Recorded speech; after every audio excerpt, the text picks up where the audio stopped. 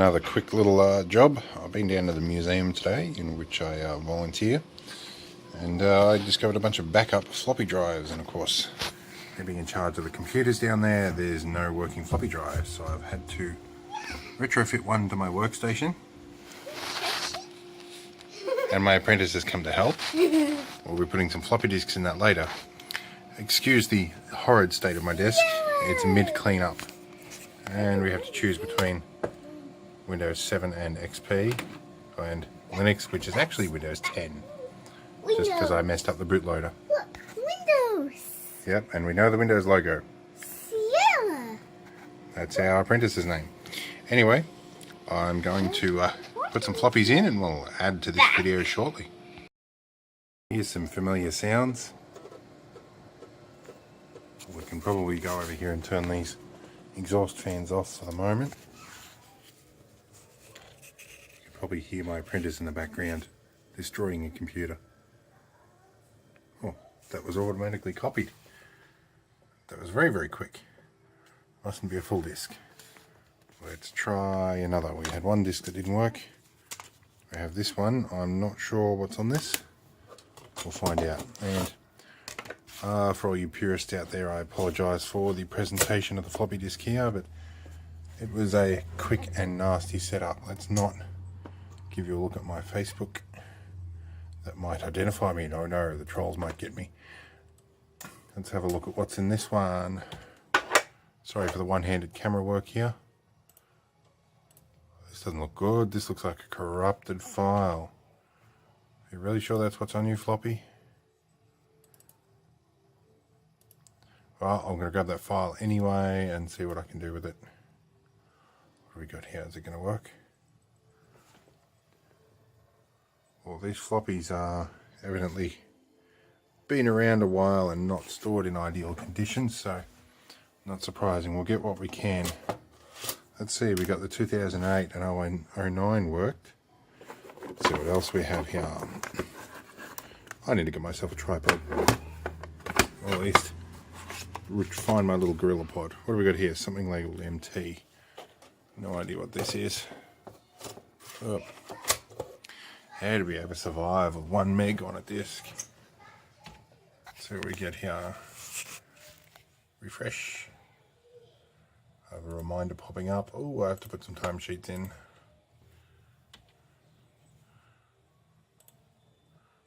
I don't like this. I might have to go find my other spare floppy drive. I've got a few dozen of them. Off to the shed we go. Well, I'm in my gloriously messy shed with all my really heavily approved electrical appliances. Now, somewhere in amongst all of this, I have a floppy drive or two. I keep most of my old stuff up here, so let's have a look. Excuse my finger. What is this? This is a trackball out of a RAF-based radar station unit that was scrapped some years ago. This is also the wind direction indicator from the same unit. I have a whole bunch of bits. This is a Rainbow 100 dual floppy drive. I'm missing one of its levers. It's got some weight to it.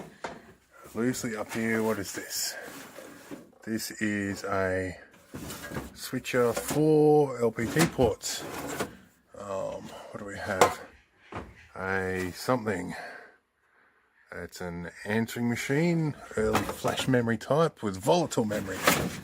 We have a DVD writer of unknown brand, and we have 52 speed. Let's have a closer look. Maybe the phone can see where I can't. Can you see a floppy drive? Apparently I can't see any. So let's have a look over in my drive section. Conveniently and safely marked up against all my paint and whatnot. What do we have here? This is a WD-800 caviar. They're about as useful as a jar full of caviar too. Buddy, 80 gigabytes. Oh, hello, hello. This, I believe, is an MFM, or I could be wrong. Somebody will correct me. It is a 20 megabyte hard drive. And let's compare this to the other one. It is significantly bigger. I may have to do some homework into that one. Well, it's a little dark in here. I need some better lighting, but I don't see a floppy drive. Oh, wait. What do we spy down there? That looks like a floppy drive power connector. All right, that is actually in a combined bracket. So I'm going to have to stop the video and use two hands, and we'll see what we get. So I've managed to extract this, and I've got it sitting on my trusty Laser Pro laser cutter here. And it's seen better days, I guess. At least the door's still open, and can we see in here? Looks like the heads are okay. It's just missing its front facade. This has obviously come out of a compact machine that I've salvaged at some point with 2 extra hard drives. Might be interesting to see what's in those later. In the meantime, I might have to extract this. I believe I have some tools. And I have some big hunks of white metal here too that I've been casting into things. Including a plaque in memorial of my brother. This is a reject plaque we made. Several, as I may have mentioned in previous videos, I lost him to suicide about 4 years ago. Which is a long and involved story that has not made any of us happy. So I would suggest if anybody has thoughts in that direction that you should seek some help. For in the land of Oz, there's a great many resources available to you. Some are helpful, some are perhaps not so. But whilst I'm distracted here, the result should still be the same. Should seek some help. Let's see if I can get this undone.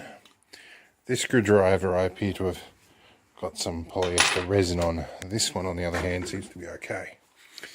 Yes, I do have a real screwdriver set around, but it is conveniently tucked away in my vehicle in preparation for my going to the museum tomorrow. See if I can successfully remove a floppy drive with one hand. How about that?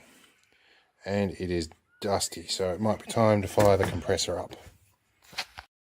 I have to apologise about the noise here, but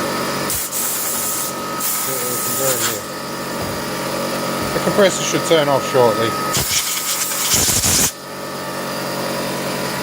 Let's see.